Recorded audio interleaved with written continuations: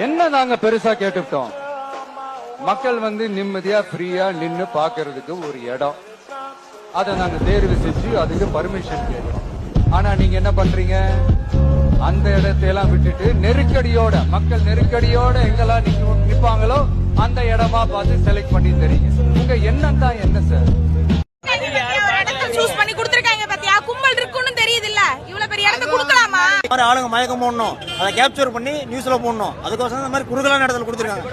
ஏன் இதை விட ஸ்பேஸ் இருக்கிற இடம் எவ்வளவு பட்டது, ஏகப்பட்டது இருக்கு, அங்க கொடுக்கலாம்ல. இந்த மாதிரி குறுகலான இடத்த கொடுத்து எவ்வளவு பொண்ணுங்க மயக்கம் போட்டு விழுந்தாங்க தெரியுங்களா? பசங்க, சின்ன சின்ன பசங்க எதனால அப்படி கொடுக்குறாங்க?